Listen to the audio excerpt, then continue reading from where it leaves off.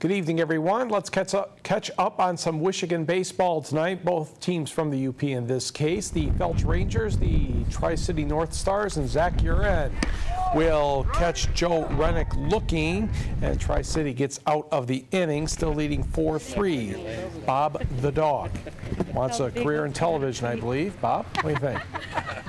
Yeah, maybe not. Bottom of the fourth, 2 runners on for Tyler Nault for Tri-City, and he bangs this one to left field. It will short hop off the fence. Uren and James Larson would score on the play. It's a double for Nault. The North Stars lead 6-3.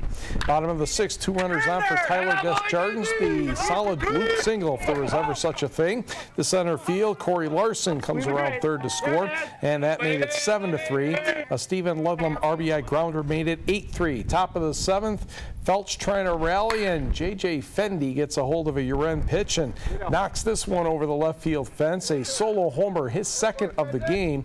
He accounted for all 4 runs, but the star tonight was Uren. He ended up with 19 strikeouts, and Tri-City picked up the victory 8-4. Let's go to the scoreboard in 15-16 senior softball. Kingsford defeated Norway 10-0. I should say baseball, excuse me, senior baseball. Mike McColl had the perfect game for Kingsford. This is a best-of-3 series. Also best-of-3. This time we're going to softball, 9- and 10-year-olds. And Taylor Trudeau was 3 for 3 plus a walk with 4 RBI. And Gladstone swept Escanaba, winning this game 15-5. Gladstone goes to the state tournament July 26th near Grand Rapids. 11- and 12-year-old majors softball, the state tournament championship game today in Gladstone. South Portage returns to Indianapolis and the regionals with an 8-2 victory over St. Clair.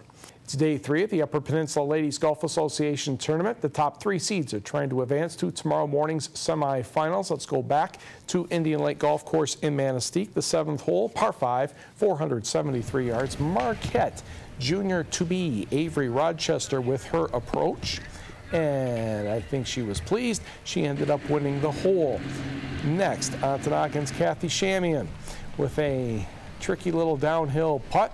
That finds the bottom of the cup, and she would have the hole against her opponent. Escanaba native Polly Anderson wins the hole in her match with this putt. Anderson's match was against Calumet Zoe Woodworth, and this was the best match by far of the quarterfinals. This is Woodworth. Her approach on the 8th hole, par 4, 314 yards, and that would settle in very nicely. Woodworth won the 8th and 9th holes to get back in it after being down 4. Indian Lake from the home course, Jackie Villamere, putt from the short rough. That turned out to be a good one for her. Now let's move to the 9th hole. 329 yards, par 4, by the lake, by the way. Judy LaValle's approach will settle in there nicely. Nice one, Jude. And her match at that point against Kathy Shamian was all square. Joanne Poncino, representing Pine Grove and Iron Mountain, gets that putt close. And Joanne picked up the pace on the second half. Let's take a look at the scores. Rochester won very easily, 9-8 over Pam Franchini. Kathy Shamian put it together on the back nine to defeat LaValle 5-4. Anderson needed 19 holes before turning back Woodworth, and it was Poncino 4-3 over Villamere. This sets up the semifinals tomorrow morning. Rochester and Shamian, Poncino and Anderson at 8:30. The final should start somewhere between 1 and 1:30. Not good news today for Carly St. Ange of Marquette in the Michigan Amateur Women's Golf Tournament. She lost to Sarah Johnson 2-1. Carly did play well. She was only 1 over par through 17 holes.